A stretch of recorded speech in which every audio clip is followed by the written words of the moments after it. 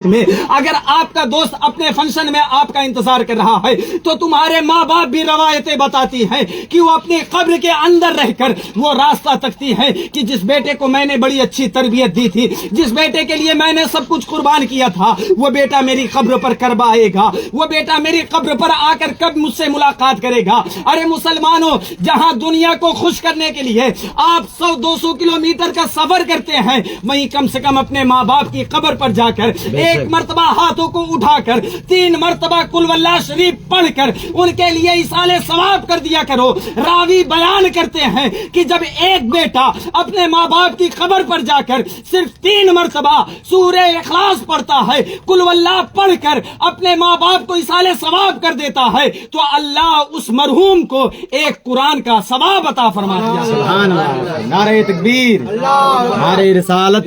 علماء اہل سنت، ماشاءاللہ۔ حضرات گرامی، ہم دوستوں کو خوش کرتے ہیں، ماں باپ ناراض بیٹھے ہیں، لیکن سن لیں ماں کی شان کیا ہوتی ہے۔ آپ نے علماء سے سنا ہوگا، یہ میری اور آپ کی پہلی ملاقات ہے تقریر کے ذریعے، میری اور آپ کی پہلی ملاقات۔ علماء سے آپ نے سنا ہوگا، کتابوں میں پڑھا ہوگا، باپ جنت کا دروازہ، ماں کے قدموں کے تلے جنت۔ باپ جنت کا دروازہ، ماں کے تلووں کے نیچے ہم اور آپ کی جنت۔ آخر یہ جنت آئی کیسے؟ باپ کو جنت کا دروازہ کیوں بنایا گیا؟ انہیں یہ مقام کیوں دیا گیا؟ حضرات گرامی، جب ایک عورت حاملہ ہوتی ہے، شکم سے ہوتی ہے، جب بچے کی پیدائش کا وقت ہوتا ہے،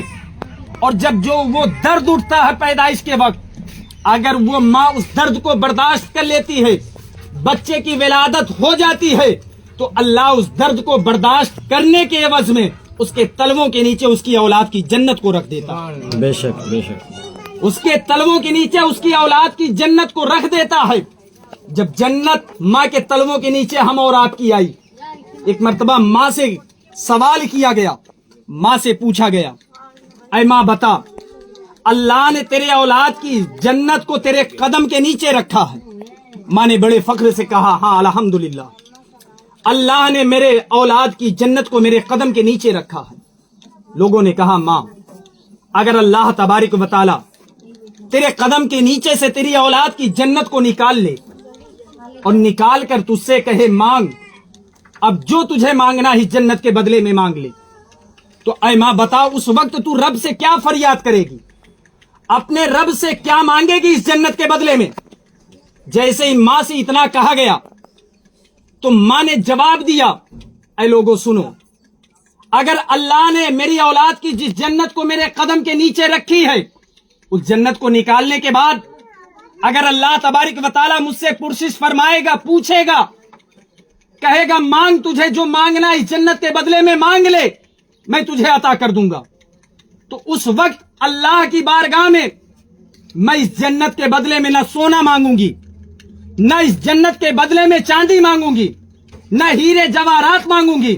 نہ دنیا کی آرائشیں مانگوں گی، نہ دنیا کی محلیں مانگوں گی، نہ شہرت مانگوں گی، نہ عزت مانگوں گی۔ لوگوں نے کہا، ماں پھر اللہ سے تو اس جنت کے بدلے میں کیا مانگے گی؟ تو ماں نے جواب دیا، ہے لوگوں سنو،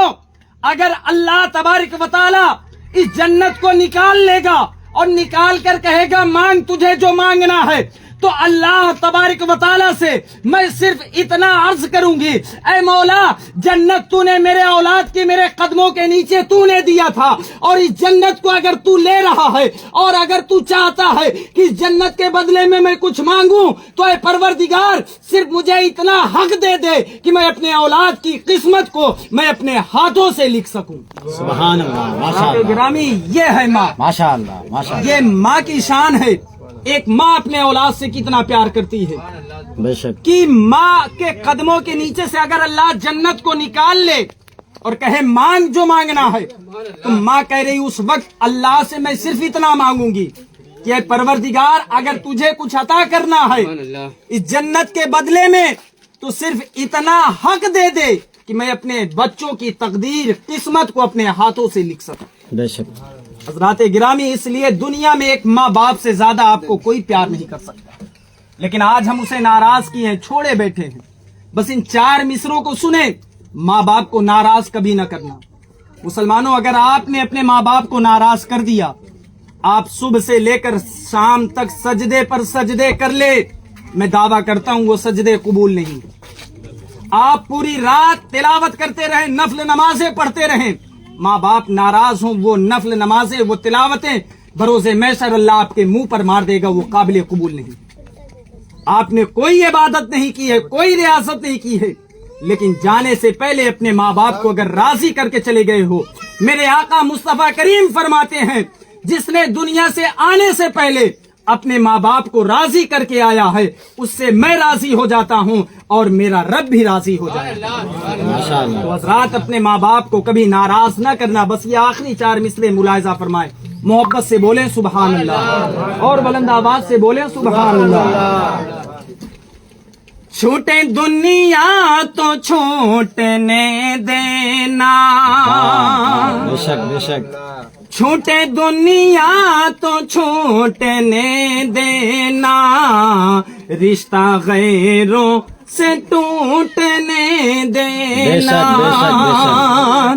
چھوٹے دنیا تو چھوٹنے دینا، رشتہ غیروں سے ٹوٹنے دینا، ماں کے قدموں کے نیچے جنت ہے،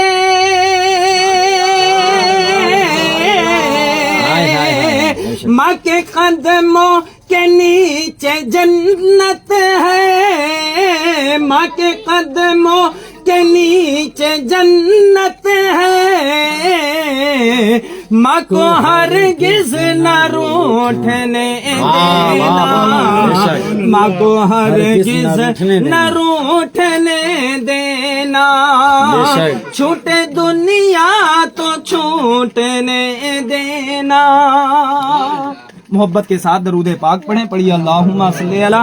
سیدنا شفیعنا مولانا محمد صلو علیہ السلام علیک یا رسول اللہ صلی اللہ تعالی علیہ وسلم۔ حضرات گرامی، یہ اصالِ ثواب کی محفل ہے، میں اسی کے تعلق سے کچھ باتیں آپ سے کروں گا۔ خدا را اگر کہیں میری بات کسی کو کڑوی لگے تو مجھے معاف کریے گا، اس لیے ہم اصالِ ثواب کی محفل میں آئے تو ہم اس کی اہمیت کو سمجھیں، مقام کو سمجھیں کہ ہمارا جانا کیا ہے، ہمارا آنا کیا ہے۔